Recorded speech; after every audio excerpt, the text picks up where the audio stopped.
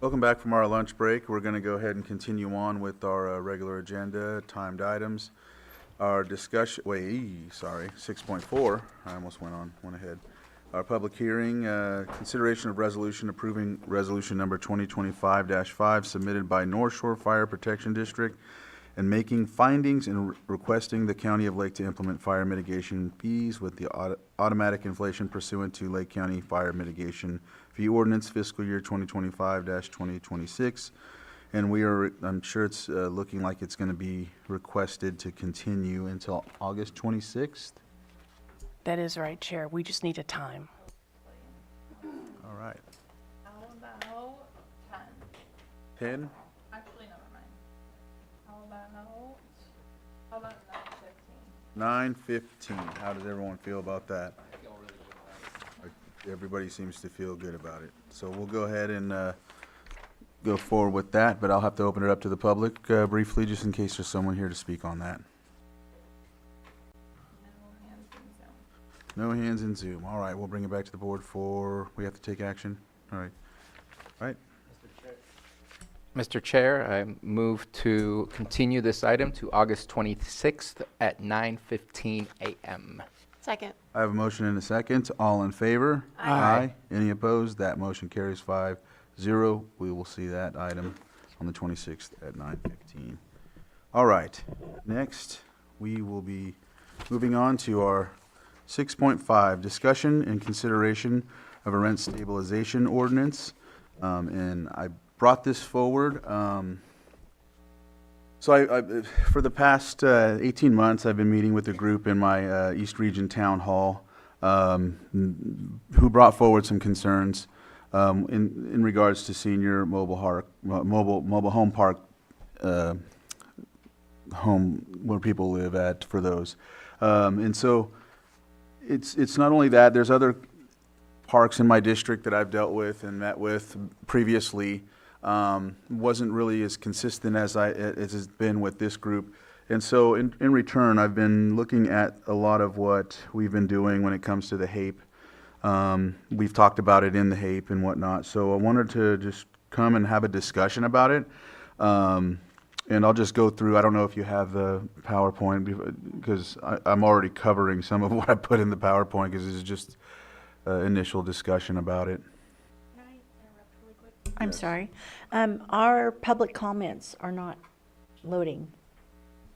The internet is, if you're looking to use the Wi-Fi, I had to do a hotspot from my phone in order to connect to I'm the gonna go internet, get mine so I can hotspot. All right. unfortunately. While she's pulling up that, we'll...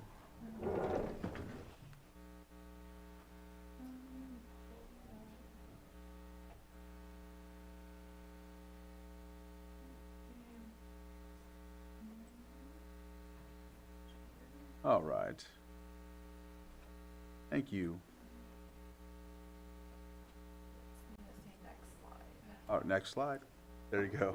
So as you see, the first slide was just me in the rent stabilization ordinance. And so, again, I mentioned already why the challenges and why this was brought forward. Other counties use mechanisms like the ordinance to deal with this. As of right now, Lake County does not have an ordinance in place. So in essence, there isn't any mechanisms or protections for senior citizens, disabled veterans, and vulnerable populations. Next slide. As mentioned before, the HAPE specifies that there are like 77,207 mobile homes in Lake County, which is 21% of all housing. 40% of these are mobile home parks, and nearly 1 in every 10 homes. There are more than 100 mobile home parks in Lake County. Senior and affordable housing is a top priority in these discussions as well. Next slide. These are the vulnerabilities that we've been looking at in meeting with the citizens with regards to this situation. There's folks where they feel as if there's excessive violations leading to evictions. With that, once evicted, these homeowners lose their assets because it's expensive. There's a real high expense to moving their property.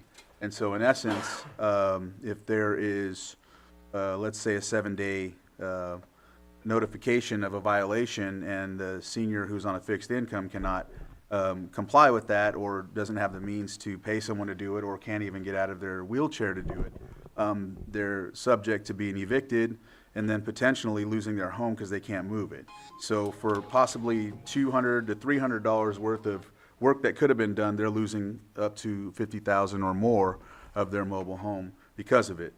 And so ideally, we understand that, it's not something that, there's also the other side. So the park owners are going to have their comments about this, but that's the goal of this, is to look at ways to put some measures in place so that everything's more, equitable, or even just in general, having measures to prevent from people losing these types of assets, because sometimes it's all they live for. It's all they've had. They've saved to move into these homes, and that's all they have. So lastly, with the vulnerabilities, converting, a lot of places are starting to, and this is actually throughout California, they're converting from senior mobile home parks to all living parks. So what happens is, once either someone unfortunately passes, or they lose their home due to a violation, or they can't afford the rental increase, it starts adjusting to become all living, all ages.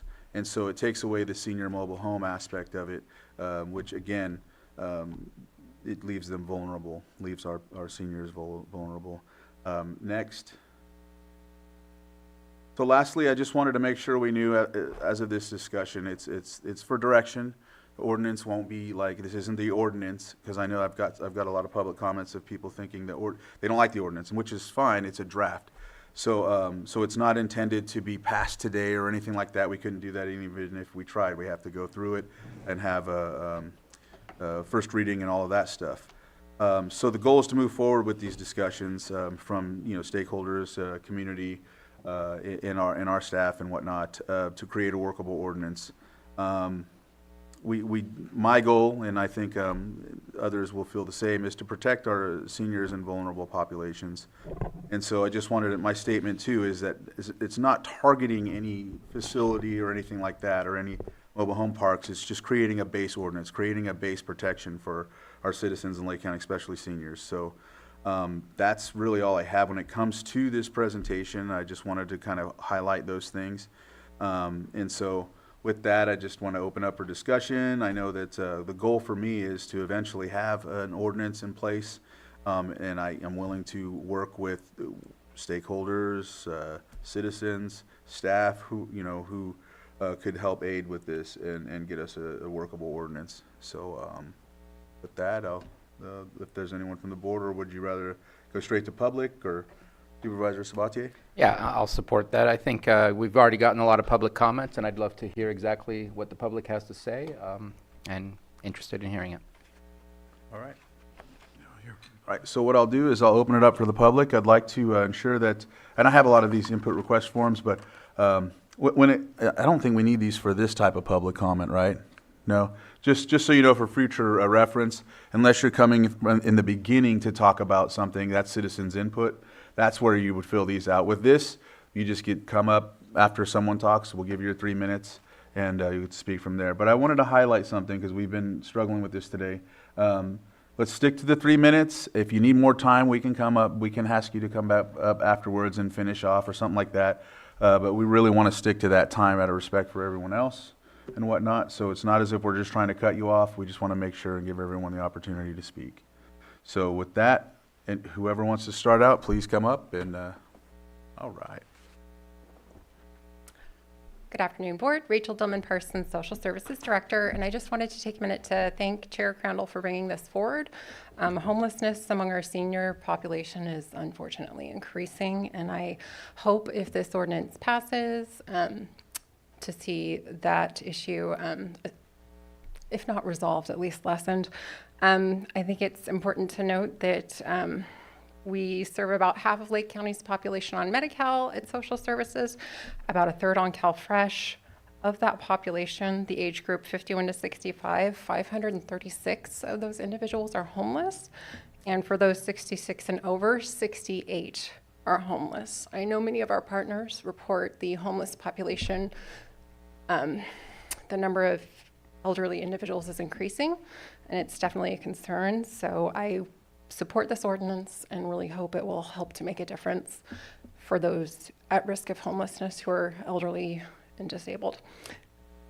Thank you. Thank you.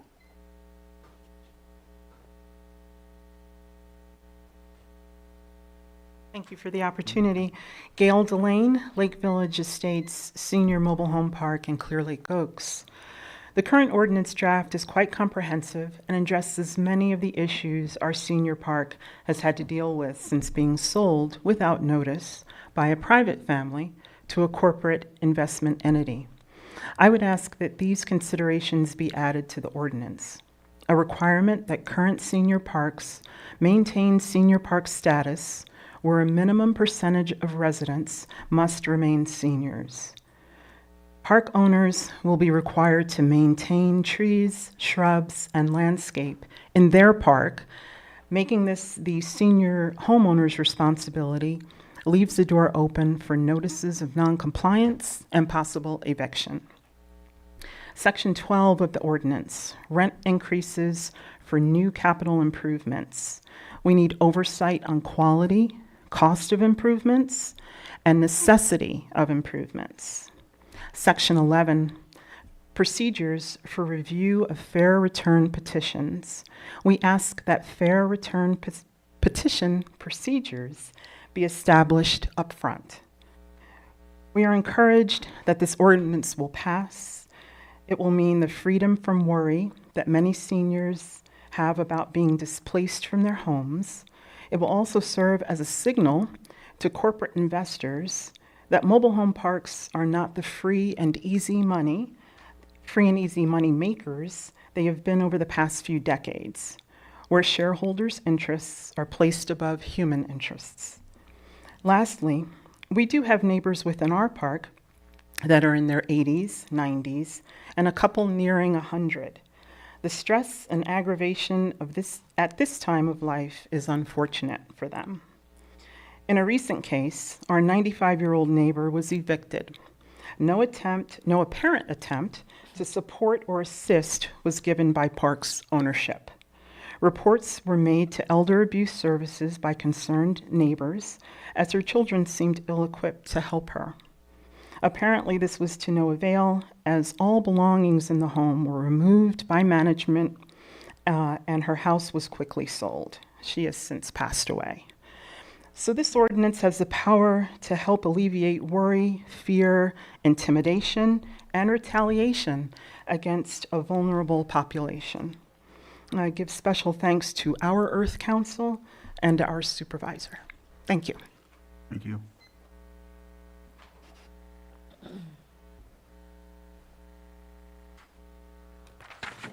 Hi, John Martin, also Clear Lake Oaks of the Lake Village Estates.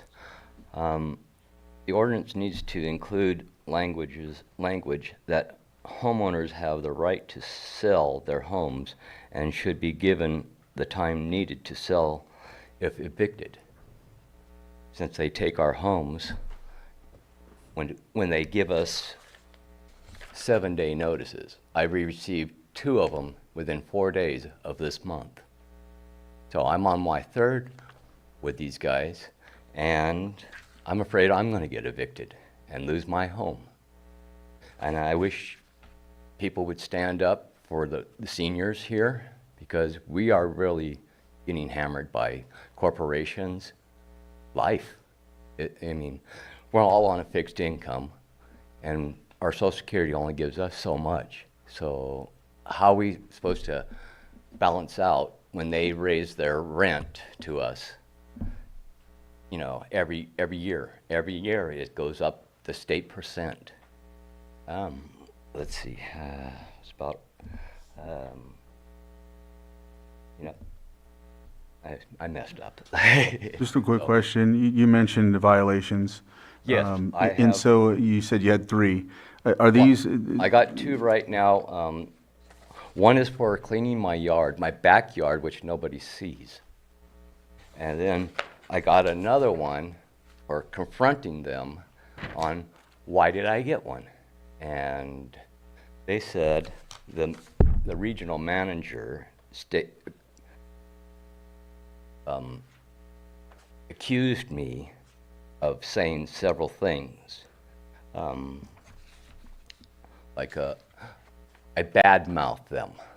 You know, it's like I said hateful words to them. I was aggressive, and I wasn't. This is all false statements here, and that's the thing they get away with. They can write anything they want and get away with it. And to me, it's just too much for us.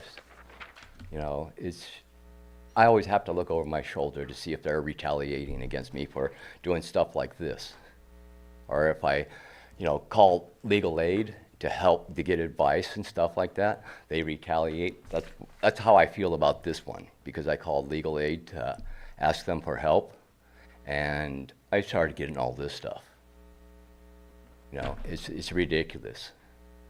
So we really need this ordinance in to help protect us. It's just, I don't know how to speak about this stuff, but it's really not human. It seems like these people are not human. They have no heart. They don't care. Thank you. And they really need to be looked at. Thank you. Okay.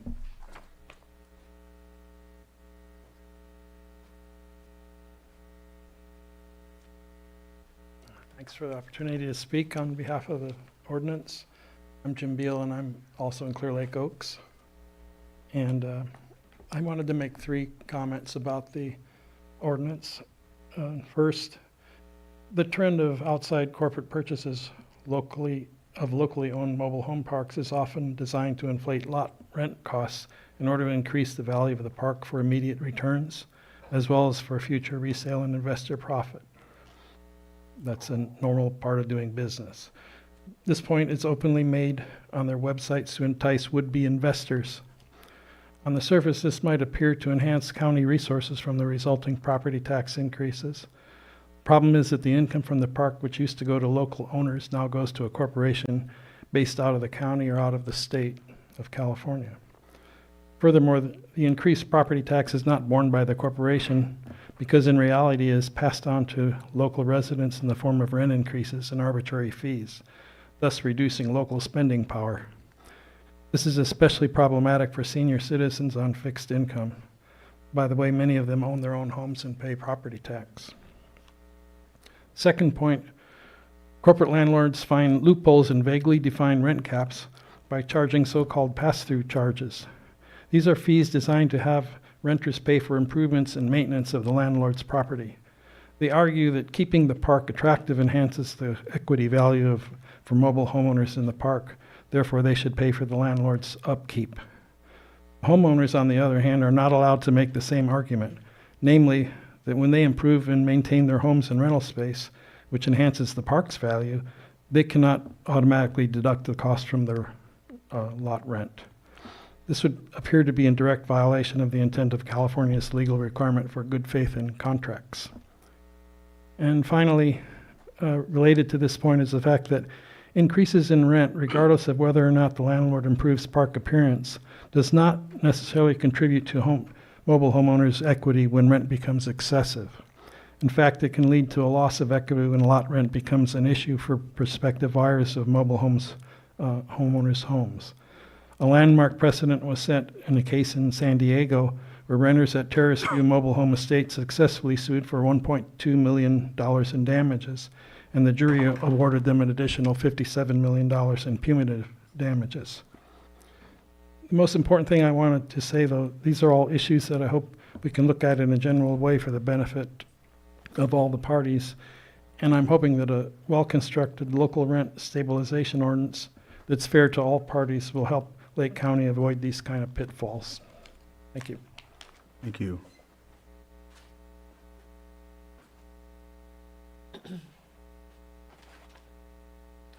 Hi, I'm Tom Gomes from Lake Village Estates, and I would thank you for taking up this very important issue.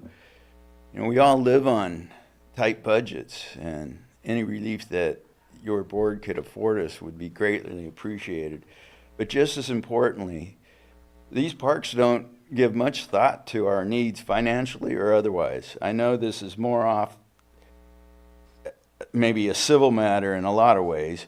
We feel threatened and by how the park management treats us like we're children with no respect, just cash cows. We all take care of our lots, but the park owners do very little on their part. They tell us to our faces we will have meetings to discuss your questions and concerns, but they never come around. They never come around, just send the temporary managers out with threatening 7-day notices on very minor infractions. It seems to me there is no overwatch on these companies to do the right thing by us. That probably is asking too much. They tell us what they think we want to hear with nothing to back it up. Their words are their words. The pass-through charges, I'm getting off, for the streets and the clubhouse are slipshod work at best, and when we complain, nothing seems to be done to take care of the problems. Like, why should we pay for the offices we'll never use? They're using them. I better stop here. It's hard to convey without seeing it for yourselves. So thank you again. Thank you. Any other public comment? Come on up.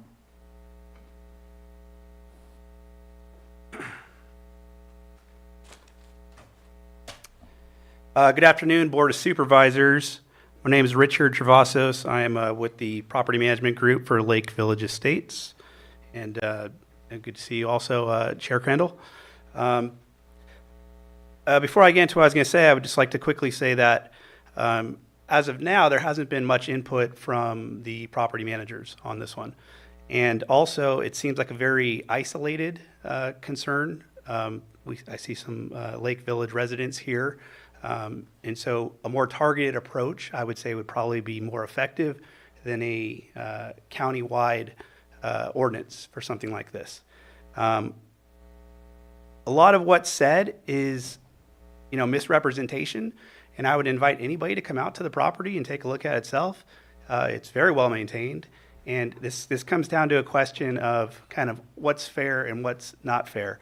And we've gone out of our way to be very fair. So, I've worked as a property manager in Lake County since 2013. It's a decent amount of time. And working here, I've noticed that there's a need for quality housing. One of the things that we do is we bring in new manufactured housing units. In fact, when I was coming up, I saw 2 of our units coming in that we plan on putting into this property. In total, we plan on putting, 50 units into the property. These homes represent a lower priced quality option that can be purchased by retirees looking to downsize, or first-time home buyers looking to have their piece of the American dream. To the county, it does represent higher tax base in new property taxes. The property owner invests significantly in developing the mobile home park and bringing in homes. A major concern with the rent control proposal is that it has no exemptions for new manufactured home units that are brought in, making it a less of an incentive to bring in those homes. So therefore, while the proposal is well-intentioned, it's really an anti-housing ordinance for that aspect. The proposal is very restrictive. At 75% of CPI, currently that would mean only a 1% allowable increase. That's extremely restrictive. That makes long-term operations unmanageable and in the face of increasing expenses. It's a misconception that there's not a lot of expenses when it comes to operating a mobile home park. There's a great deal of expenses. And we have a very dedicated staff that works on this every day. So this seems like a misrepresentation from the comments that have been made. You can Additionally, wrap up. Your 3 minutes is, if you can wrap up. okay, additionally, it also limits turnover rent, preventing investment in remodeling existing homes and reselling them. You know, You're well past your 3 minutes.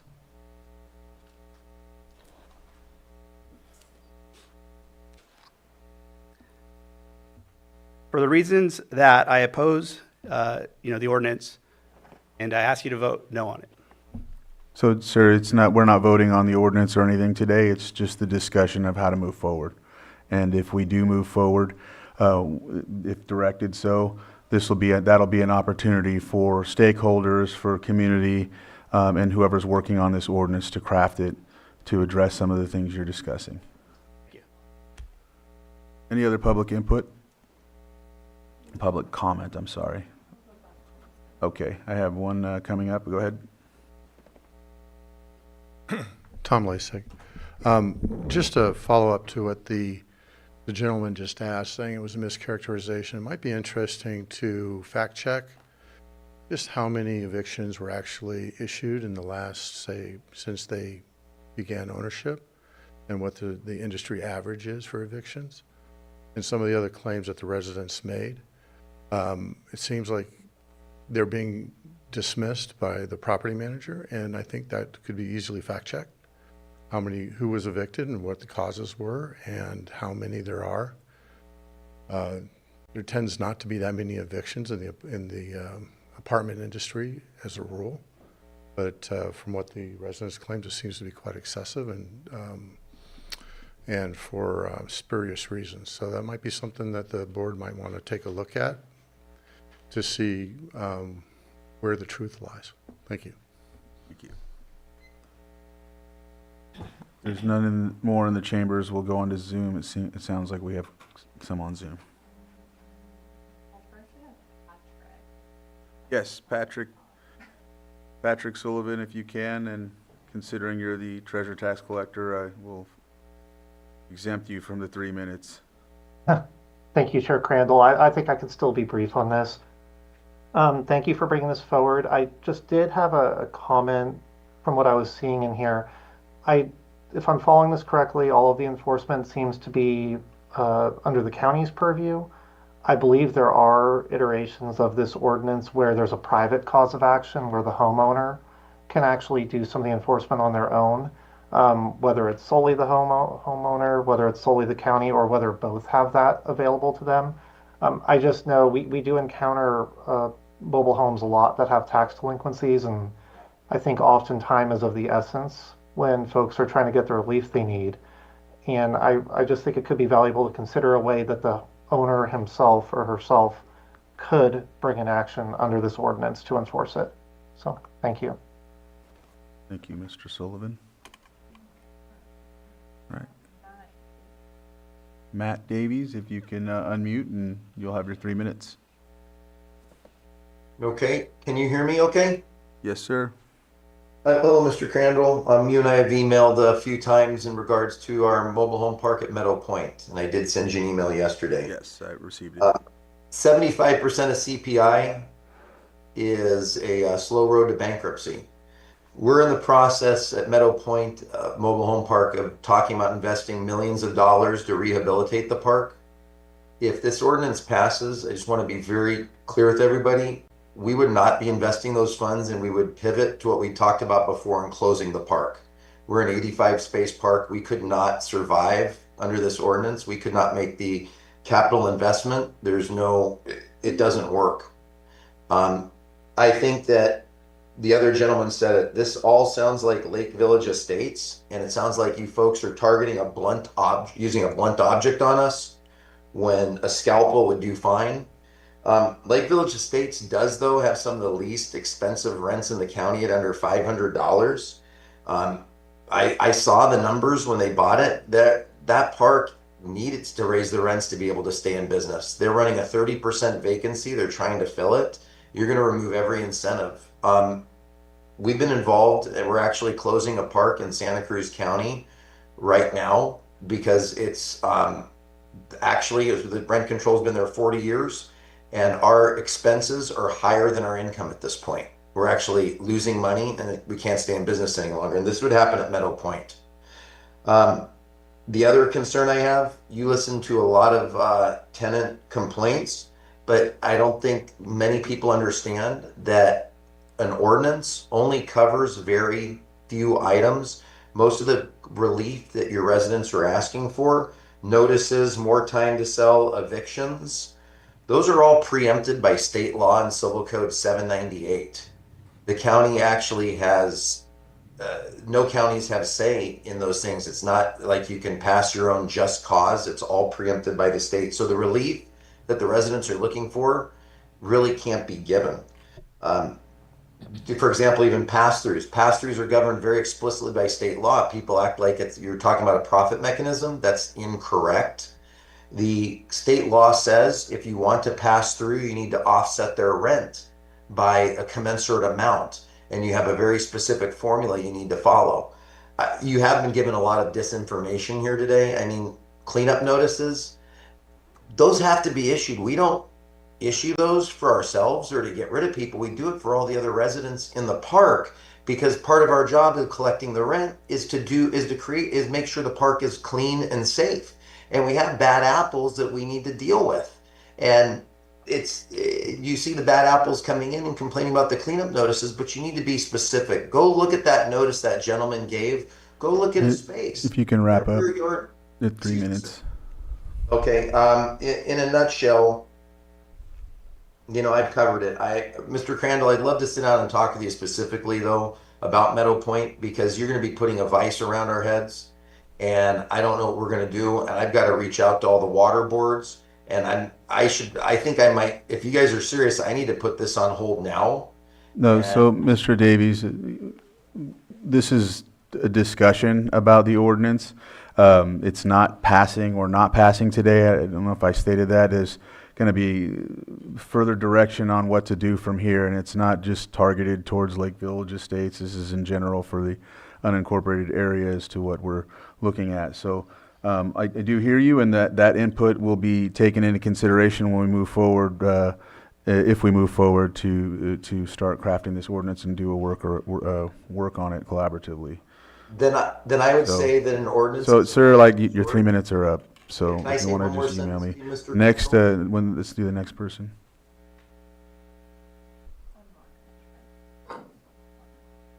Go ahead and. Hi, can you guys hear me? Yeah, there you go. Saulo Hi. Londono. Yeah, your name for esteemed the record? supervisors, right? My name is Saulo, and I'm speaking on behalf of WMA. We are an organization that works with mobile home park owners and managers throughout the state of California. We offer education, training, advocacy, etc. We're here today to do two things. First, we'd like to strongly urge against implementing rent control. We've worked with local governments and communities throughout the state and can speak from experience when I say that passing rent control will destroy this working partnership between elected officials, residents, and your housing providers in Lake County. Like the gentleman that just called you to try to have a conversation about his park. It will immediately create an adversarial relationship between these parties, while severely negatively impacting the basic infrastructure condition of these communities. They have to be upkept. Second, I'd like to ask you to please listen to your housing providers. They're here today and they're alarmed, and you keep telling them that you're not voting on an ordinance, but you have an ordinance on the agenda right now. The way It's a these draft things are done ordinance, is once again. before you start a discussion like this, before you put an ordinance in the agenda, you have to have meetings with interested parties. This is their businesses. These are your housing providers. They have just learned about this agenda item in the last 24 hours, and they're very concerned about their ability to continue to operate their business and properly maintain their infrastructure. These housing providers are in most cases family businesses who have been passed down from generation to generation, and they're simply trying to continue to operate their communities, maintain them as a wonderful and safe place to live. Rent control is expensive, okay, and largely unnecessary. The vast majority of park owners in Lake County already offer rental assistance programs to people who struggle to pay rent. In most cases, these residents who have already been informed of these programs choose to ignore them and make the appeal to the government bodies instead. So I urge them to please contact the front office and ask if there's these rental assistance programs available, because the vast majority offer them. And in terms of costs, I mean, a large rent control bureaucracy. I watched your budget discussion. That's the last thing Lake County needs. The program itself costs hundreds of thousands of dollars every year, without counting the extra added costs of all the parties involved when these park owners are forced to go to court for every rent increase to do basic upkeep in their communities. Anyway, thanks so much for your time, but just, these park owners sympathize with struggles and hardships. We just went through a high period of high inflation. We get this, we know this. Fortunately, that stressful period of high inflation is behind us, and we're now back to a more normal level. So it's our hope that this board will not even move in this direction and discuss any ordinance, not just an ordinance that will be negotiated. Do not move in this direction. You're giving investors and housing providers a signal not to invest in this community. Have a good day.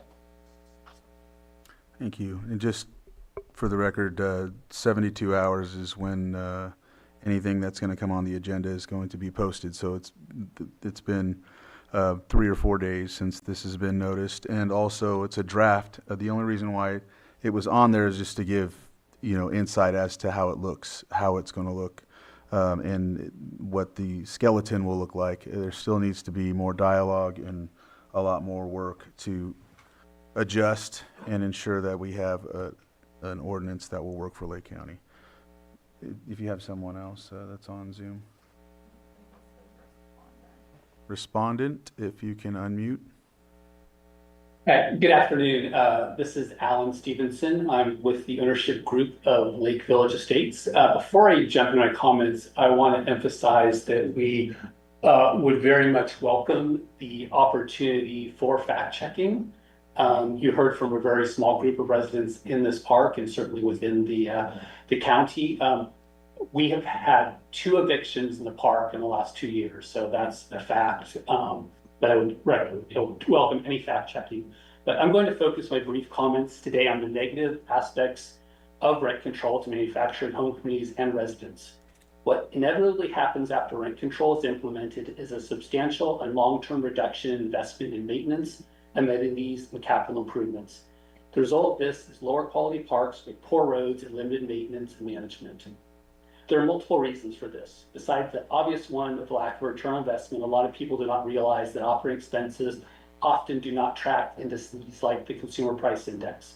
Over the past several years, the increases to salary and insurance expenses, as well as interest rates, have far exceeded CPI. And while there exist mechanisms in some rent control ordinances to adjust for these situations, these mechanisms rarely get approved and carry substantial risks and costs for the owner, thereby resulting in the default situation which the owner elects not to spend the money in the first place. I was recently in Lancaster, California, which is in LA County. Lancaster is a slightly higher median home price than Lake County, and it has mobile home rent control. I drove almost all the parks in that city and saw the expected poor roads, lower quality maintenance, and poorly maintained homes and lots. Before considering rent control, I would highly encourage each of you to visit similar cities that have implemented rent control to see the results for yourselves. Also, one of the most important and valuable reasons to live in a manufactured home community is the benefit of community. When a park is well maintained and has quality management focused on promoting cleanliness, safety, and maintenance, there's a very substantial ongoing quality of life benefit to all of the residents. With rent control, there becomes multiple classes of tenants within the parks based on those wanting to pay more for better quality of living and amenities and those that do not. I'm actually very surprised that the issue of rent control has come up at this community. We view Lake Village Estates as a very favorable outcome to the residents since our ownership. Since purchasing the park in November 2023, we have made dramatic improvements to all aspects of the community, including the infrastructure, amenities, maintenance, and cleanliness of the asset, all while implementing very moderate increases of $29 one year and $25 the next year. In total, we have spent over $500,000 improving the asset. These changes have resulted in greatly increased home values for the residents and a greatly increased quality of life. Finally, we will likely never sell this community, so we look forward to being good managers and good neighbors If you for can decades to wrap come. up. Thank you. Thank you.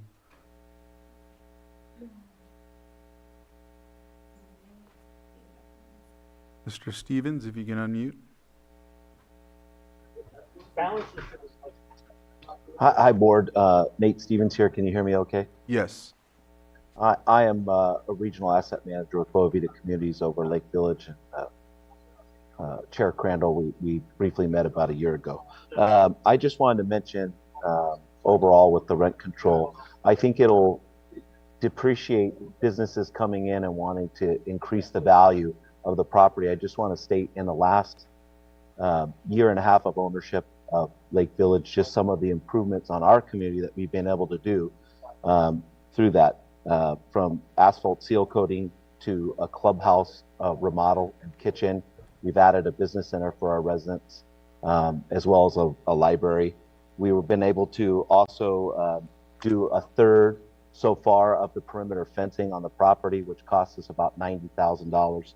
And then we have plans to finish off that perimeter fencing. We've added a new front entry gate, and as well as solar lights, security cameras that we've added to the property as well. We've brought in so far 6 brand new mobile homes in which we have been able to now recently sell. We have another 6 on order. We have remodeled 6 dilapidated or vacant homes in that time. If there was a rent ordinance in place, these would kill the business. We would not be able to do these substantial property valued increases that we've been able to do. Even at that, our incoming rates are still under the market for the area. I just feel like this proposal of an ordinance would be an absolute business killer. And we are always on board with trying to value. We are long-term ownership, and this will put us in a position to not be able to do that. That's all. Thank you. Thank you, Mr. Stevens. Do we have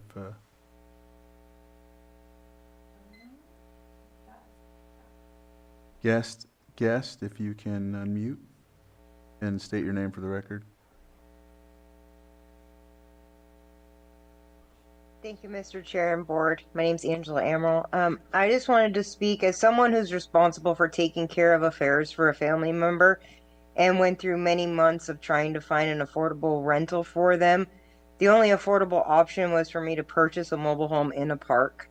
This park was converted from a senior only to an all ages a few years ago. And the space rent in that time frame went from, the space rent varies greatly from people that were there previously from $450 a month to I'm currently paying $715 a month.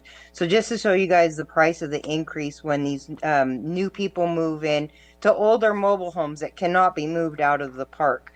Another vulnerability is that if a mobile home owner could afford to move their mobile home, it's highly unlikely that the owner will be able to find a new mobile home park that they would be able to move into due to the age restrictions on mobile homes. The Senior Services Director provided some concerning statistics about our older homeless population. Also, Santa Barbara, as I stated in an email to each of you, Santa Barbara County found a big enough concern to institute an ordinance similar to this to protect their seniors in mobile home parks. And Supervisor Crandall, or maybe someone there can clarify this, but I believe senior park owners get a property tax deduction for operating a senior park, right? But they're still increasing the prices to the seniors. I think this is a good conversation. Thank you, Supervisor Crandall, for listening to your constituents, and I hope you all strongly consider this. Thank you. Thank you. What's that? Andy, if you can unmute. Hi, can you hear me okay? Yes. Thank you. My name is Andy Carey. I'm president of Monolith Properties and been involved in Lake County for real estate for about 19 years. We operate and manage a number of mobile home parks in the unincorporated county, have for a long time. Our rent increases have been tempered and moderate each and every year. And I've got a considerable amount of experience in other jurisdictions around California, working cooperatively with boards of supervisors in different counties and city councils in certain cities. And while I won't, I'm of course opposed to the rent control ordinance for the reasons I mentioned in the emails I sent to each of you. I do want to just leave you with one idea for consideration, since, as you mentioned, this is draft and for discussion purposes, is the ordinance seems like it's at the end of a very long process and we haven't done the interim steps yet, where we've had great success in other counties. Generally has to do with kind of taking a committee or collaborative approach with different stakeholders that's maybe run by one or two board members as a special committee or a special working group, where a lot of these issues can be discussed and better communicated between park owner stakeholders and residents alike. And we know that for every issue that's out there, but we've had great success doing that elsewhere. It's the least costly for the county itself because it's voluntary and it's attended by members of the resident community and members of the ownership community. And we just found it to be a really great interim step that has solved a lot more problems than it's created. And so I hope the board, as it's considering its next steps, might consider kind of hitting the pause button on the ordinance and looking into alternatives to improve communications and do some of the fact checking we talked about. I've heard a number of wrong claims just in the last hour or so. So I just want to say that there's a bunch of information that probably needs to be clarified for all the stakeholders, and a working group could do that. Thank you for hearing me out. Thank you.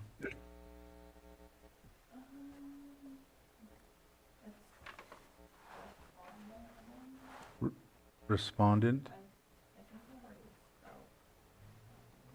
If they've already responded, I think they just probably have their. We've got two people sitting in the same room. That's why.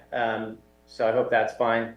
Okay. My name's Eli Weiner, and I represent Boa Vita Communities. We manage 3 properties in Lake County, and there are a couple things I want to talk about. Just a couple. There's no tax credit for a senior park, so that wasn't true. There was one gentleman that said he got a 7-day notice and this and that. It was actually, just to let you know, our company does not tolerate homophobic slurs. So that might give you some sort of understanding of, the gentleman that was speaking about, how we're not. Can we stick to the ordinance, please? Let's stick to the ordinance. Yeah.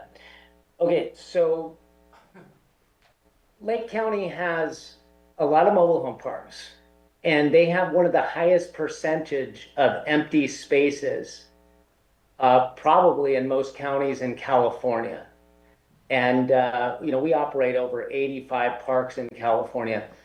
Now, for an operator to come in and make an investment in that county, basically, when you drive through a park and you see a bunch of vacant spaces, you need someone to look at that park and say, okay, well, I'm going to take money out of my own pocket and go to the factory, buy a home, bring it in, get it set up, and hope and pray that you can actually get it occupied. And you're either going to offer it for rent or for sale. You're going to add to the housing supply. And that's something that we've done in multiple properties in Lake County. And that's something that we've done here at Lake Village. And made a big investment that you've heard from one of our other speakers here. So hopefully you guys will look at that and say, well, that's the type of investment that we need in Lake County, because we have a lot of dilapidated properties. We have a lot of properties that are dying on the vine. In fact, this is one where the ownership had it and become so complacent, and the other speakers, they know this too, because a lot of these, people inherit these parks and they don't do anything. Well, the other people that called, including us, we go in and we spend money on these properties and we upgrade these properties. And that's a beautiful thing. And that is helping all the neighboring properties. That's helping the communities. That's driving additional tax revenue. So hopefully we won't be punished for, maybe not making a safe investment in Lake County. That because I would think that you'd want people to come in with money and spend the money on the properties and make them better. And really, we're talking about a $29 rent increase 1 year, and then another year we did a $25. 3 minutes, if you can wrap up, please. Yeah, so those rent increases are kind of, it's, honestly, it's very, it's weird for us to even be having the conversation when we're talking about those type of rent. All right, so you've had your 3 minutes, and we asked you to wrap up, and you're continuing, so we'll move on to the next person. There's no more hands in Zoom? All right, if there's anyone else in the chambers, I don't know if I missed anyone. All right, not hearing any, we will go ahead and close public input at this time and discuss further. I think it's really important for me to hear. I know that there's a lot of focus on the group that came here, but there are others. There are others in different parks that have talked to me about this. They either can't make it because of work, they just aren't coming because they don't come to meetings. They just, maybe some are afraid. I won't speak for anyone else's district because I don't know how it works over there. I just know that in my district, I want to make sure and advocate for this. I know that I know there was a mention of a group that in Lucerne. Prior to them is where I met with some folks in that park. It was owned by a different owner then. Similar complaints, but I've been having discussions with tenants for quite some time that have called me or emailed me about this very thing. And so I know one of the focuses that I want to make sure to emphasize is senior citizens, disabled veterans. I'm not looking to handcuff every single park or anything like that when it comes to, all ages, if you will. I do worry that doing that will, there'll be some rush to not do any senior mobile parks as well, because then they'll know that it's going to affect their profitability and whatnot. And I think the worry that I have as well is the senior population having groups come in and basically put us in a position to not have any housing for seniors. So I think there's a workable way with this. I know there's a lot of passion around it on both sides, but I think that's how we get the dialogue started and have these discussions. Supervisor Pyska?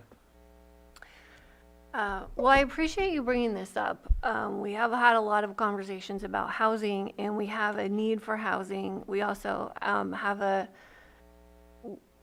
duty to look for ways to protect vulnerable populations and make sure that there aren't any predatory practices happening.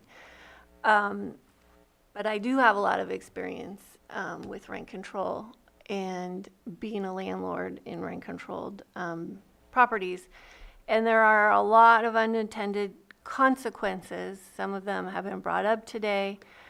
And we also have to balance this need for safe, secure, and stable housing, and also allow people to have a decent investment on their property. So that is the balance that we have to look for with policy. I think your recommendation to take this as a starting point, to have a lot of conversations with our housing deputy, with the community members, with the ownership, to try and figure out what we can work toward. Because as it's written today, if you cap CPI to 75% with 5%, property taxes go up 2% a year. And then you have insurance, which we all are dealing with, and you have other increases. So we can't, we can't hinder people's ability to also improve their property or take away that incentive to want to improve their property. So these are a lot of the unintended consequences that come out of an ordinance like this. So I just really be in favor of using this as a starting point to have these conversations and look for ways to find that balance. Vice Chair, and then... Yeah, thank you for the conversation. There's no question, housing needs in our county are critical, in particular for everybody, but in particular for the vulnerable groups, the seniors, veterans, disabled, and hence why I think we're working on the HAPE plan that is going forward. Any discussions or follow-up we have, would like to see our housing staff highly involved in. I know this is just a draft ordinance, but my big concerns are implementing it and basically causing future investments to go away and cease. That's the big concern I have. I feel like there's a lot of questions that probably don't have answers to. I don't know what the rents typically are increasing in these parks are per year. I'm aware of, in a little bit of research I had time to do, maybe 3% or 5% per year. I don't really know, but I've definitely got concerns about moving forward with an ordinance right now for the primary reason, again, of causing any future investment in housing to cease, and it could possibly make the situation worse if we get parks that they were going to bring in 6 new homes and now they're not going to bring in any. So I think that's a concern. I have a question about who in the county would manage and coordinate this.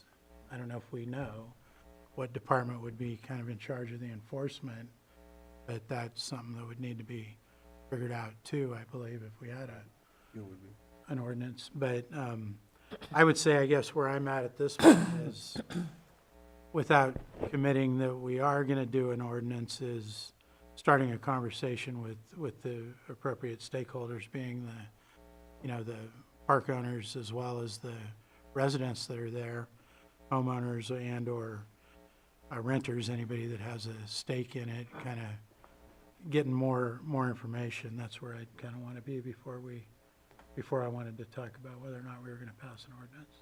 Thank you. Thank you. Supervisor Owen? I had, when Rob Brown was here earlier, I had talked, and it looks like I talked to him about this very thing. They had addressed it a few years ago. Our predecessors had, and they had actually formed a committee, and they said that they looked into it for about 3 years. And ultimately, where there's a yin, there's a yang. So you're trying to write it for somebody and you're hurting somebody else. I am afraid of government getting involved in free market.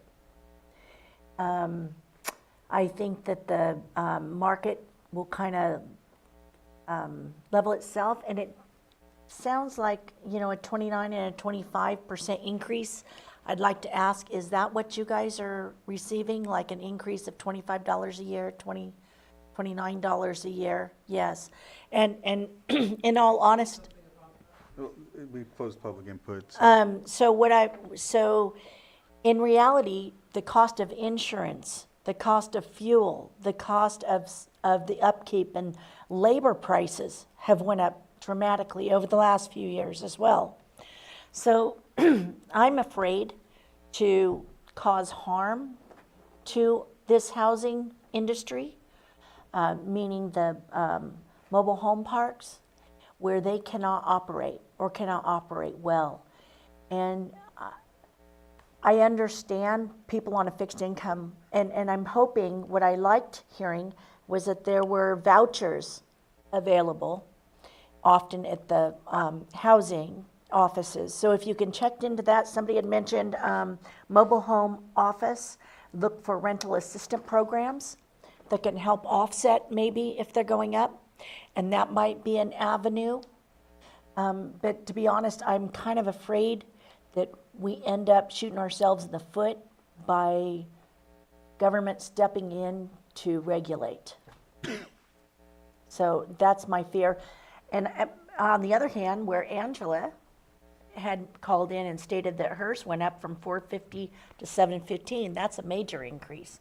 $25 I'm not looking at as a major increase.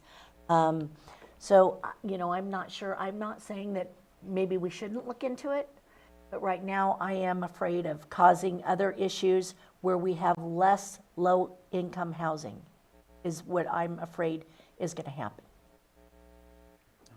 Supervisor Sabatier? This one's tough. Thank you very much for bringing this, Yes, Chair thank you. Crandall.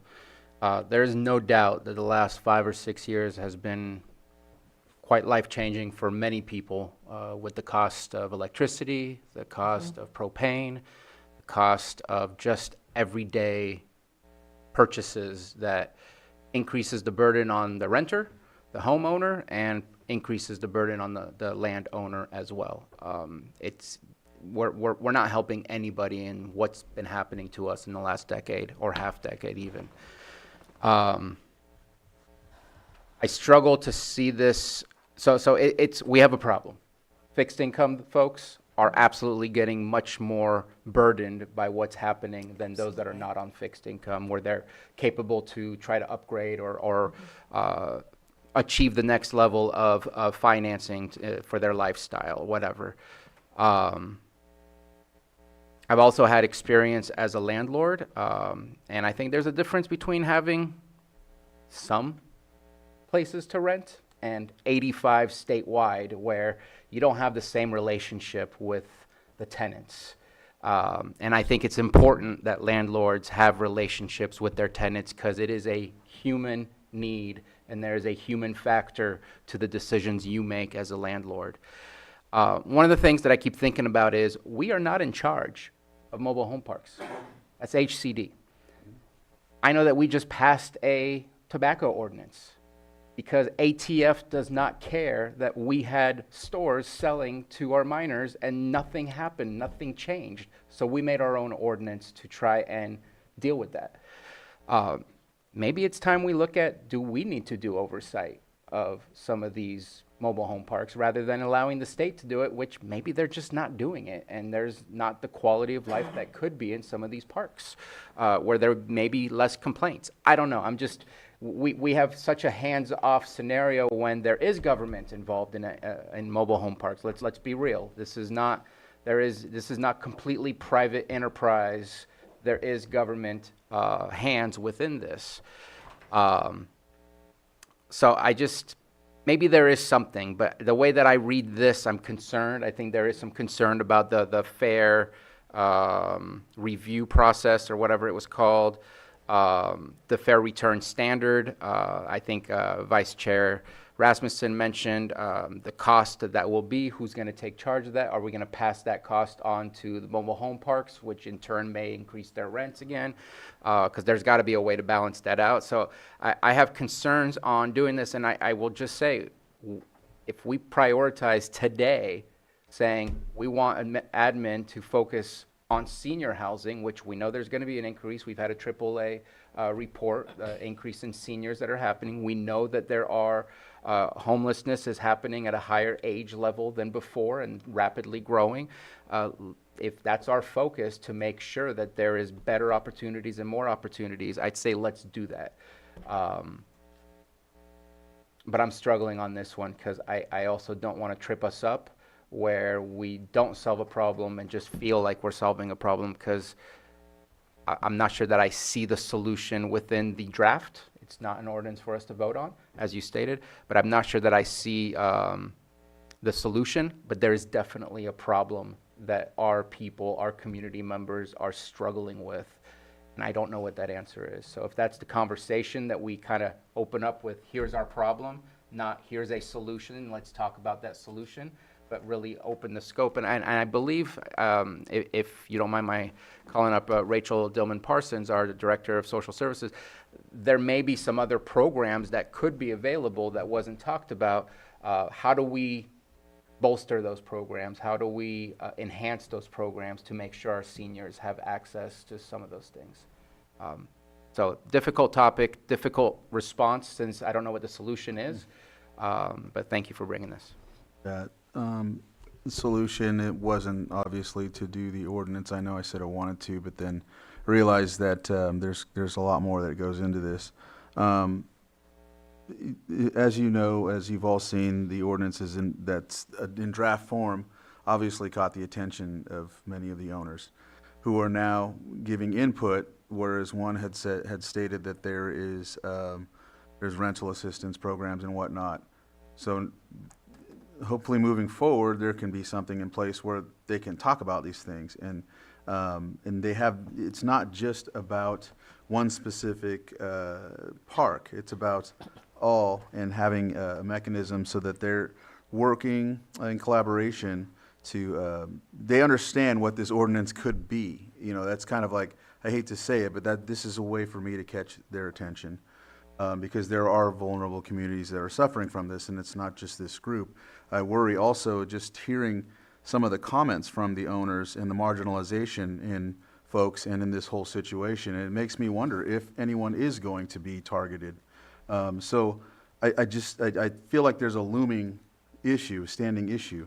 So that's why I really want to move on this some way, shape, or form, whether it be a group that works with me or whether I call together some of these stakeholders to come meet with me at ad hoc or of some sort.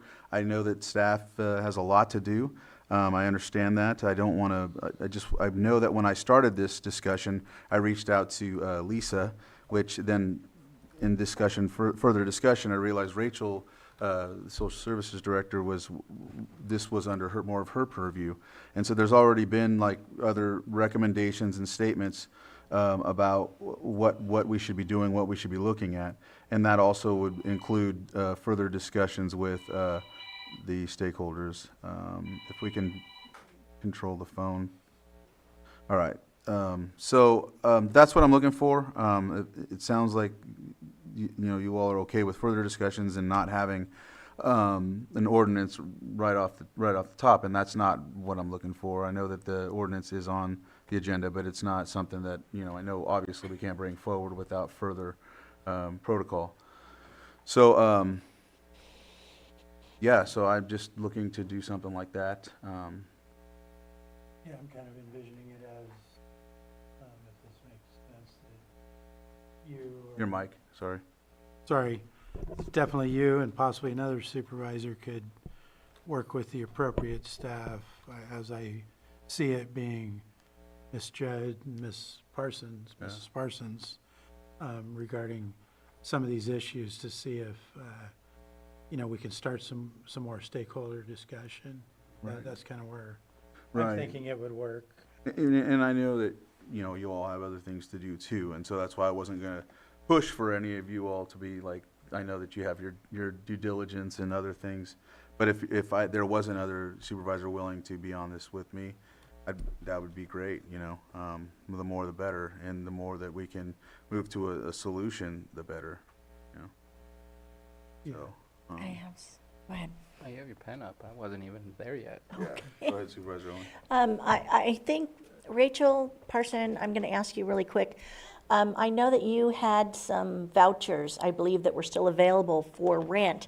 Could those be broken down into smaller pieces for when the rents have to go up and it gets above a certain percentage of what they're paying? Can they take smaller increments? If it goes up $25, you can cover some of those and it be spread out further.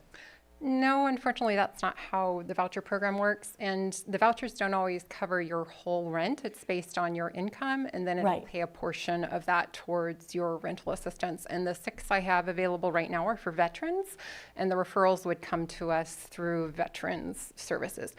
There are some other grants out there I've just kind of been sussing out, so I'm very happy to participate in a work group if you want me to. Could we look at something along that where if their rent starts to raise, that they could, those that qualify financially, they could get assistance to cover that, to offset? Many things are possible, not under the Section 8 voucher program, but there could be other grants out there we could pursue that would allow us to do that. We can certainly research and look into it. Thank you. Right. Supervisor Sabatier. And while you and I may or may not have perfect common ground on this subject, I'd be happy to be involved in the conversation if that works for you. Yeah. I'm fine with that. So if I know that, Director Dillman Parsons said she'd be glad to be a part of it, I think that's a good start. I don't know, Lisa, would you be willing? She's nodding her head yes, so I think that would be a good start, right? And go from there. You guys are on board with that? Yeah. Susan, you have anything to add? No? Okay. Consensus. Right. Okay, thank you. So with that, I will reach out. Well, yes, please. If I may just add, thank you, I want you Maria to Turner, add, sorry. Community Development Director. Since the only department listed as responsible for anything in that draft ordinance is community development, I'd actually appreciate being part of that Oh, work yes, group as well. yes. I just did, I don't know why I Thank you. didn't think of that, sorry. I seen it, but I just, yeah, slipped my mind. Lloyd? So, just to add, Mr. Chair, thank you. For the formation of this working group, if it is deemed as an ad hoc committee, that actually can be formed either by chair directive, that would be you, by Okay. being the chair, or by action of the Board of Supervisors. So, membership has been, if it's, seems like this is an ad hoc committee of sorts, you could, your board can approve that today by motion or by your own directive pursuant to the County of Lake policies and procedures. It looks like we have a consensus, so if someone wants to motion that, or you want me to just implement the ad hoc, I can do that too. As the chair, Yeah. use the power. So I will give the directive to implement an ad hoc committee to procure a reasonable stabilization ordinance and look further into the discussion of senior mobile home parks. CAO? Yes. Yes, sir. I would recommend that we don't limit it to the ordinance, Okay. but to look at broader, different HCD programs, grants. I mean, an ordinance, don't hurt me, may not be needed if we can supplement any of the gaps with other means and other resources. So have a more broad name for the ad hoc. Yes, Okay. please. And yeah, I agree with that. I was gonna suggest maybe removing that language that it's, because we haven't decided we are gonna do an ordinance, and it's just starting as a discussion, so Right. it would be more of a broad discussion to include any thing related to these housing issues. All right. I think that can be accommodated. It seems like that's what the board wants. Yeah, so with that, does that cover? Okay. All right, we don't need a motion then. We just need to set a date. And I'll reach out and we'll set a date on that. All right. And thank you, Maria, for reminding me. All right, so I'll be reaching out on that. We'll close this item. Yeah, we're gonna take a 5-minute break. So we'll come back at 2:20. It's very, yeah, I thought I was just high on sugar.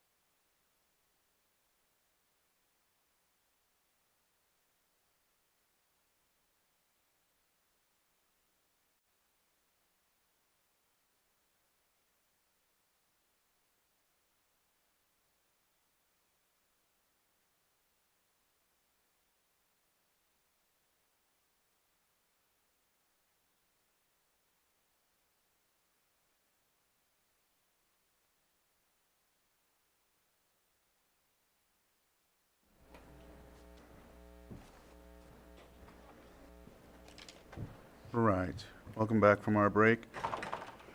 We'll move on to item 6.6, consideration of a report from Municipal Resource Group on your board's March 21st, 2025 training workshop on general governance, priority development, and organizational effectiveness.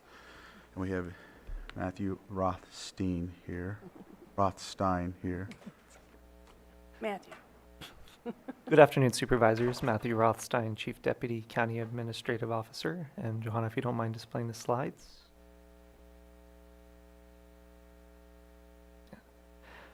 As you're aware, on March 21, 2025, your board engaged in a training workshop focused on general governance, priority development, and organizational effectiveness, hosted by Robert Bendorf of Municipal Resources Group.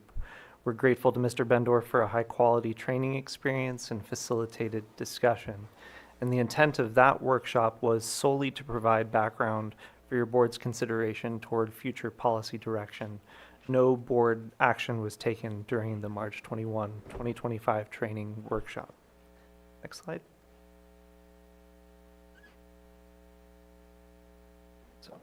Mr. Bendorf since provided a summary report of that day's discussion, which includes documentation of your boards, and gathered department heads' communicated expectations regarding the role of County Administrative Officer.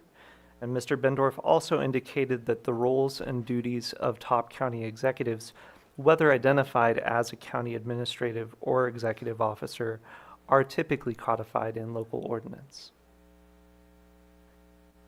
Presently, Article 1, Section 2-1.7 of the County Code notes the following.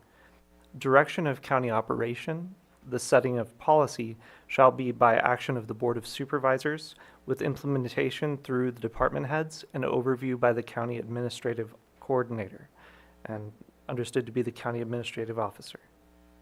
Your board provided no direction to staff during the workshop to bring forward an ordinance clarifying the county executive's role, and administration expects that members of your board would wish for there to be an inclusive process that engages county department heads and others prior to introduction and presentation of any such ordinance.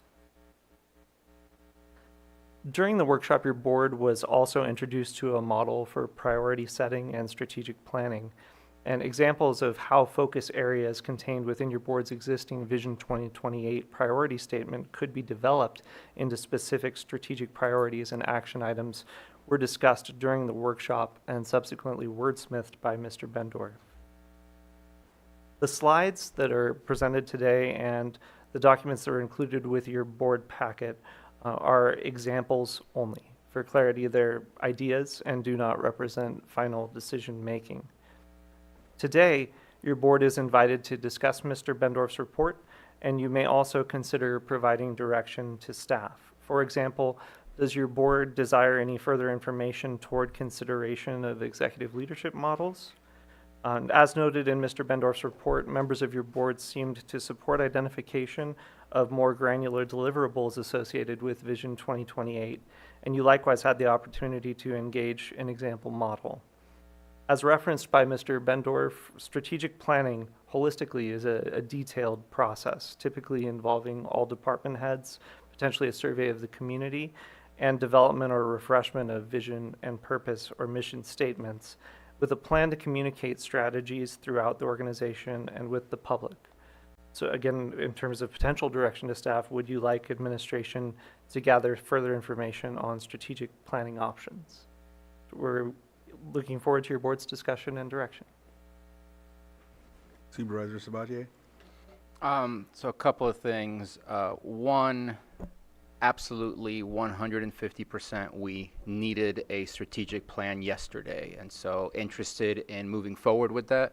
I think that will help not just us to streamline our efforts, but also future boards, because a good strategic plan should not completely flip-flop from one day to the other. It is a living document, but at least it can help provide guidance on direction for the future. So 100% I think we should get on that, and I personally don't think a strategic plan is a difficult task. I'd love to see that done internally and not pay for somebody to do that. We know the county the best. We know what we want to see. I don't think we need to pay somebody to ask us what we would like to see and then put it all together for us. As far as changing the county administrator, I have no interest in changing the current recipe that we're following. But I do have interest in looking at, is there opportunities in consolidating departments? I think that would be a streamlining experiment that I'd like to take a look at. I don't know what the budgeting differences would look like. I don't know what the position allocation differences would look like. So it's not something that let's make it happen. It's more of let's do an exploratory look at what that would look like and what would be the pros and cons of moving forward with some of that, because I think there's a lot of different potential areas that can look at consolidation. I think that's all that I wanted to say on that. Yeah, I hit the points. Vice Chair, go ahead. Yeah, starting with the strategic plan, yes, I'm in favor of having that, completing that. I think we have a good starting point. I think we've done a lot of work, and you know, the stuff that came out of the Vision 2028, there's still a lot of pertinent things in there that are important to our county, and I think we need to get that as soon as we can, for one. As far as the leadership model, I'm in favor of investigating this. One of the big pieces for me is, however, before we make any decisions, I want to have input and involvement from all of our department heads. I know we have 5 elected officials, which they wouldn't be part of any change because they're independently elected, but I'd still like input from them, as well as the other 20 or so departments that we have. I think our role as supervisors is policymakers and being at the high level. I don't think it's necessarily in our purview to be focusing on supervision and management. I think we're more in the position to be looking at policy and holding an executive accountable to carry out the direction that the board sets. If we set the direction, then, we expect our CEO to go out there and make sure that direction happens and hold everybody else accountable. I think there's some inefficiencies in the current way we're doing business, so I'm definitely in favor in looking at it, but I think there's a lot of discussions that happen. I wouldn't be ready to make a decision today on changing a leadership model, but I really want to hear what our departments and what the public has to say. I mean, there is public comment out there about it. It's come up for me before, and I have talked to a couple department heads, so I know there's thoughts out there that I want to get. I know it can get complex because the law states that about 7 of our department heads, not counting the CEO and the county council, which I think would always work for the board. I think there's about 6 or 7 other departments that the law says that the board shall not delegate their authority away, but I think if the board wants to, I think they have the ability to delegate supervision and management to a CEO while still retaining final authority and responsibility. I know there's a lot of counties that do it that way. And then the other thing that I think is important is I don't want to have different supervision models for different department heads. I think if we're going to make a change, we need to treat everyone the same and have the same model going. In other words, I don't want to have half the department heads reporting to a CEO and the other half reporting to the Board of Supervisors. I think that would be a lot more problematic. So just kind of my thoughts right now. I think it's something that we should explore to see if it could be more effective for us. Thank you. Supervisor Pyska. Yeah, I'm all in agreement for strategic planning, and I agree with Vice Chair. I think we're at a point in time in our organization that we have grown a lot, and I think it's worth investigating our leadership model to explore, hybrid options. It's something that's maybe custom for us with the input of all of our department heads. Because, I mean, take these board meetings, for example. We have them every Tuesday. We're one of the only counties in the state of California that have board meetings every Tuesday. And every Tuesday, we are here from 9 until all of the staff have already gone home. And then we have our department heads spending all of their time planning around our meetings. And then they're sitting with us in our meetings. And I have talked to them, and these meetings are burning them out and taking away from the work that they need to be doing and to be providing services and developing programs and doing what we've asked. But then we are holding them back. So it wasn't always like this. Board meetings did not always go on, weren't as long as they are today. I think we've lost a lot of the public. We have 2 very dedicated members that come here, but that's pretty much it. There was a time when people came and watched our meetings and paid attention because they were a couple hours long. And I think this is a place where we really need to focus on efficiencies so that we're supporting our staff and we're able to accomplish the things that we are setting out as priorities. I don't know what that looks like. I think it's really worth exploring with department heads and staff to figure out what could work for us. So, in discussing this topic, especially with regard to strategic plan, I know we've had that 2018, 2028 vision, visioning. I know that predates all of us. We weren't a part of that. It gave us a trajectory, but I think having something that focuses on specifics and gives us the opportunity to craft it. Knowing that eventually another group of leaders eventually are elected and they'll come forward and, readjust it as well. So, I'm on board with the strategic plan. As for the leadership, I know that was a big discussion in the workshop, and I know other counties do specific things. We're all unique. All of our counties are unique. Some are big counties, some have staff, some have, all these different aspects of things, but I'm willing to discuss a hybrid model. I know that sometimes drastic change it gets too overwhelming and we go too far, or we go too or we don't do enough. So if we can have a discussion that gets us into a comfortable or amenable way to move forward with that, I'm willing to do so. I know at times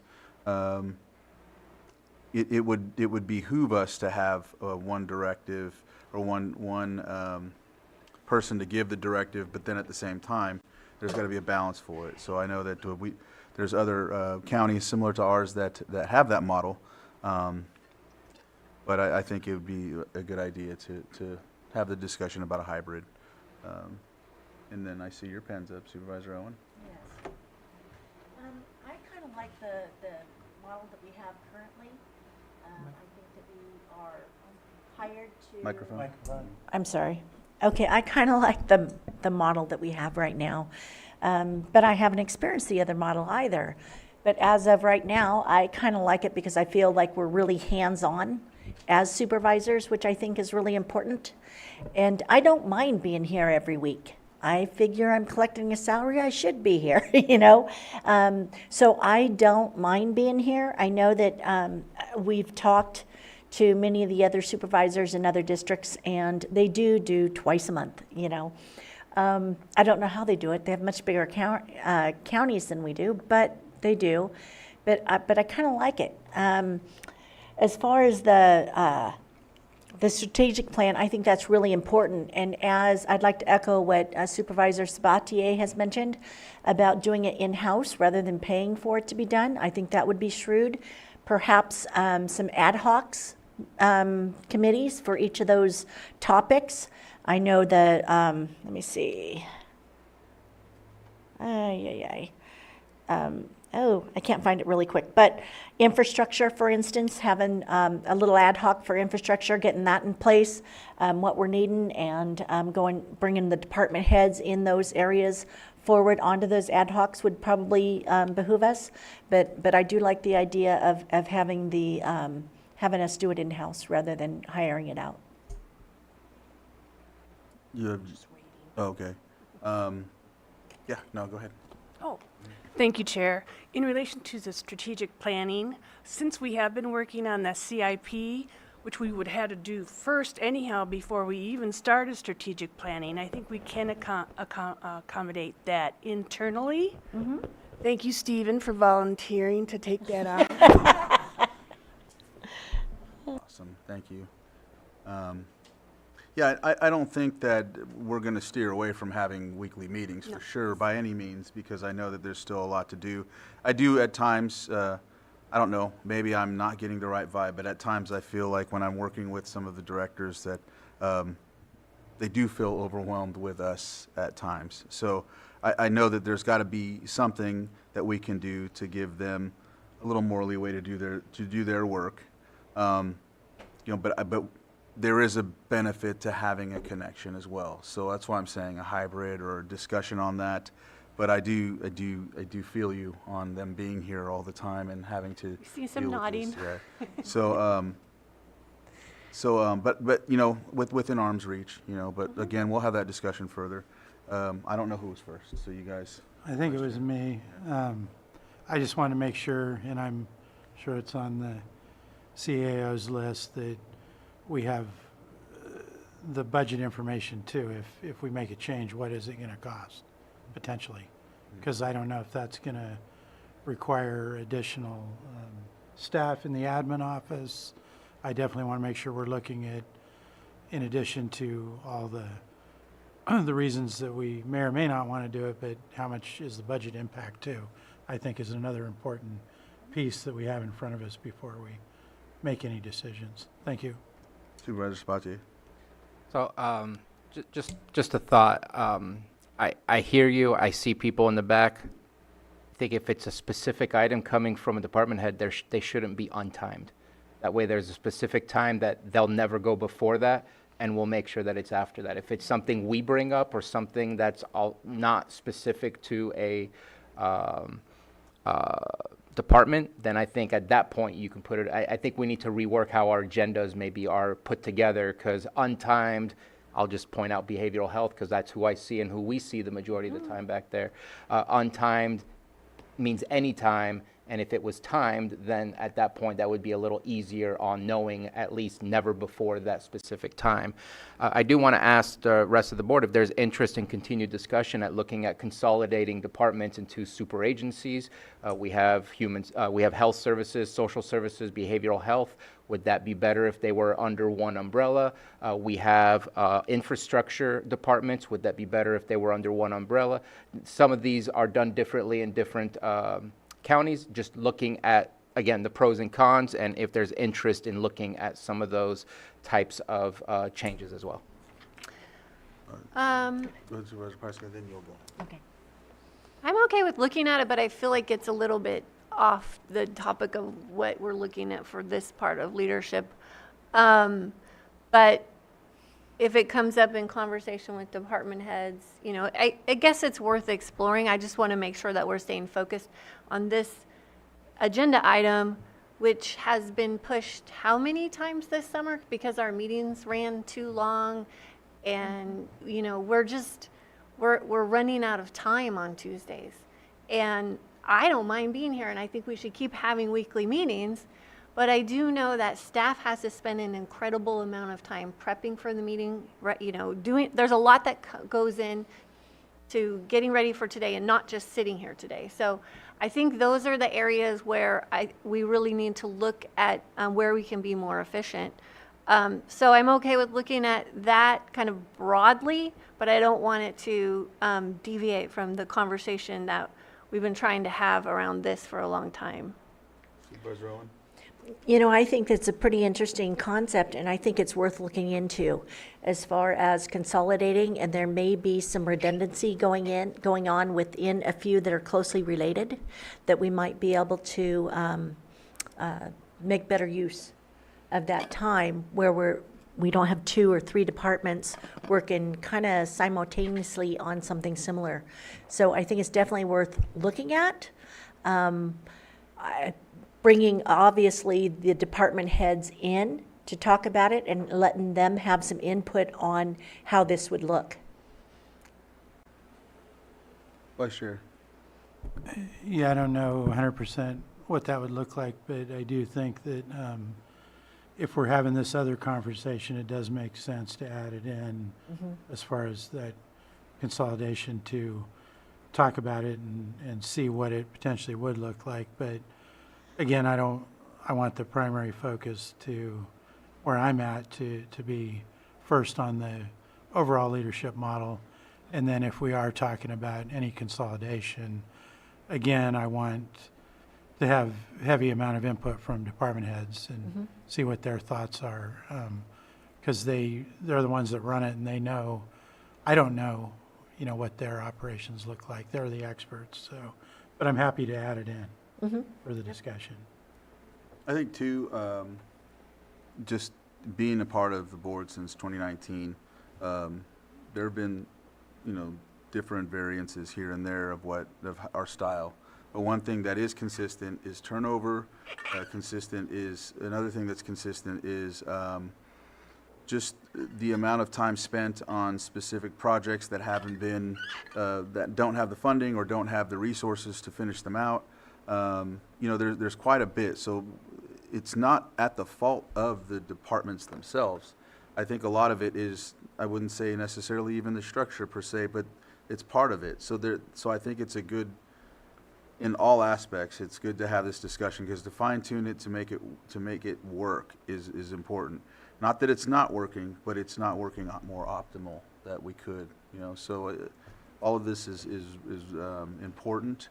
I want to be able to help adjust that benefits and it gives them the opportunity to thrive. I also don't want to limit and take away from specific directors as well, because right now, it's not just because, what if we decide to collaborate departments, what happens now? We're losing a director, or, is that the discussion we're going to have later? Because that's the thing too. If I'm in staff right now, I'm going to feel worried, hearing that. So, again, I know that there's room there's opportunity and room for, tightening and making things more up to date, if you will, just what works for now, because we've tried the same thing for quite some time, and it's been legacy practice. So if we can figure out a way to work in a more efficient way, that'd be helpful. And of course, listening to our staff give us some insight, that would help as well, because they might know what helps them more, or what redundancies we have in place that are hindering. So yeah, I just figured I'd add that. Did you have yours up, or I know you do. Go ahead. I appreciate that you mentioned Vision 2028 and the fact that none of us were there for that. Yeah. I would like to offer, as we do the strategic plan, if we can have an updated vision and maybe translate that to Vision 2050 to match our general plan vision. That way, again, it's got that long-term date, and it can be a living document that can be morphed as time moves on. But I think I would like to see if we can maybe reboot and start from scratch, because 2028 is literally around the corner versus when it started in 2018. CAO, you turn on your mic. I did. Go ahead. Thank you, Chair. Respectfully, what I'd like to do, since we don't have the CIP done yet, and what we're trying to do is get this done in a fairly short period of time, bring it back to the board. I'm referring to the strategic plan. Then we have a base, and we can, when we start to go the long time distance, and I don't know when the general plan will be completed, and Maria, you don't have to share at this point in time, but I don't want to stall the strategic planning element.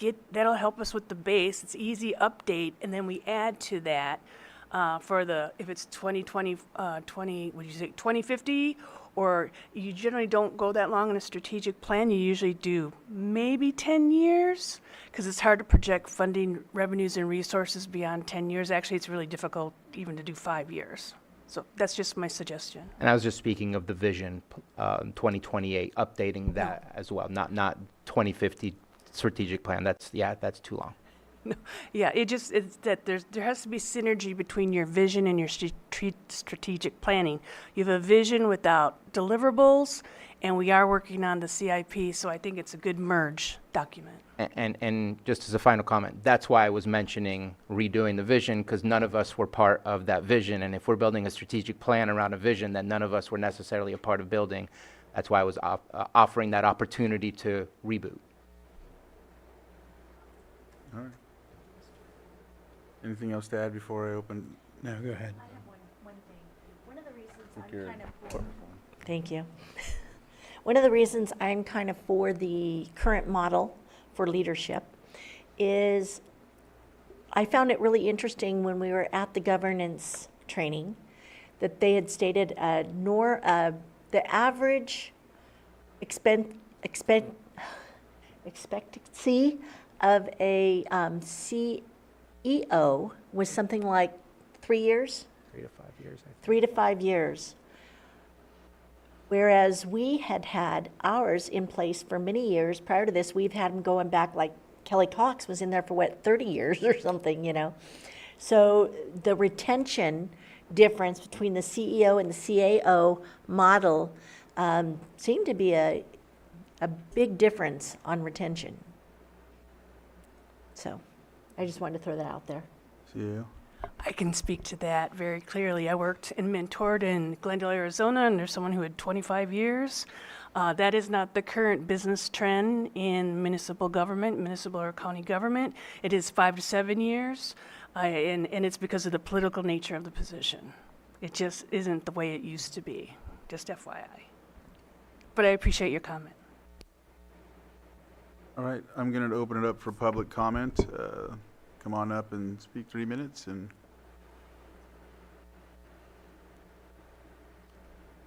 Good afternoon, Tom Lasik. I don't usually talk about it, but once upon a time I actually had a job. And it was a good job, and it was in a budget in the 9 figures. And we operated under a CEO model. It actually was a hybrid model. We called it a program office, which would be the municipal equivalent of a CAO, but we also had a chain of command.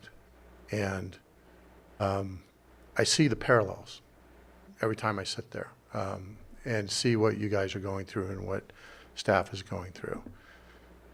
The easy thing I would like to comment is, yes, you do need a strategic plan. And my observation is seeing how the general plan and the local area plans evolved. It was not typical from my experience. And I think it ended up being more difficult than it really needed to be. As it pertains to the CEO model, there is no perfect solution. You will probably be better off with a hybrid. I think you'll find having the direct connects with directors when you need to have that connectivity is going to be critical.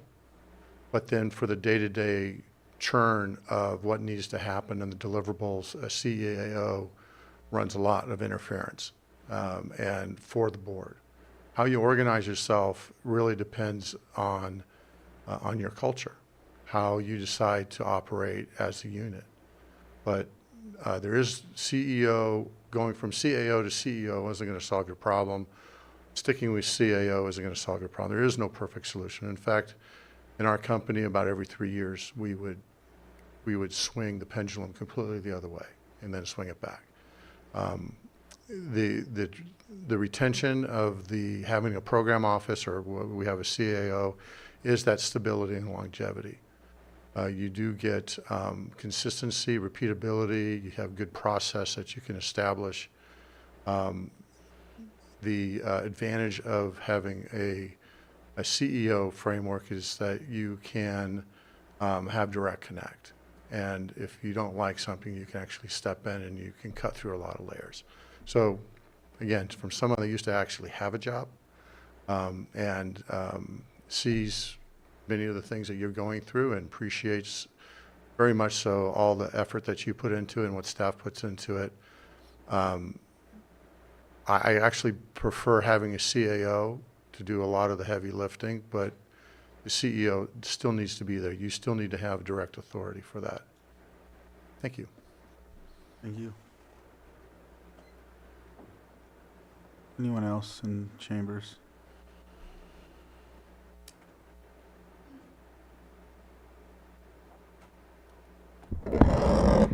Good afternoon, Board. Margot Kambara. Just a suggestion or two. In terms of preserving staff resources and consideration of staff time, what I've noticed as a member of the public is that there are it's rather common to have an item continued. And if we could have more, I don't know, more stable scheduling of topics, especially these weighty topics that contain hundreds of pages of reports, that might help staff plan out their workload in terms of when they have to be available for your questions or to prepare executive summaries, et cetera. But also, as a member of the public, I think we would get more engagement if these weighty reports and these weighty topics, if we could have advance notice of, hey, such and such a topic is penciled in for such and such a date. That would give the public some heads up and saying, well, yeah, I'm really interested in that topic and I do want to read up on that. So for your consideration, I know it's not the main thread of your conversations here, but if you're talking about streamlining and more public engagement and preserving staff resources and resource time, think of your agenda and building your agenda. Thank you. Thank you. Is there any other public input? Public comment, I'm sorry, I keep saying input, that's at the beginning. All right, bring it back to the board. It sounds like we have the direction. Is there more that we need to clarify? No? No? Or no? No, I think we got a yes for all three All right. possibilities. All right. Just want to make sure. All right, with that, if we have the direction we need, we can close this item. All right, and we now will be going into closed session, so I'm going to read those off. 8.1, Public Employee Evaluations Title, Special Districts Administrator. 8.2, Conference with Legal Counsel, Existing Litigation Pursuant to Government Code Section 54956.9D1, FERC Proceeding Number P77, Potter Valley Hydroelectric Project. 8.3, sitting as the Board of Directors of the Lake County IHSS Public Authority Conference with A Chief Negotiator M. Long, County Negotiator R. Dillman Parsons, A. Shemansky, K. Page, and B. Employee Organizations Service Employees International Union Local 2015.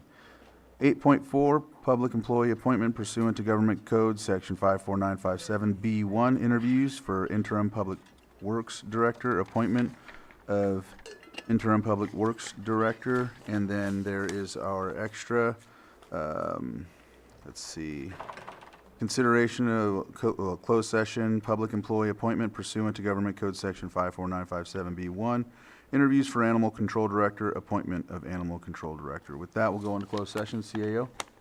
Please read 8.5, please, the Oh. addendum. Yeah, sorry. The addendum, conference with legal counsel, significant exposure to litigation pursuant to Government Code Section 54956.9D2E1, one potential case. I totally missed that. Thank you. All right, with that, we will go into closed session and we'll be coming out a little later.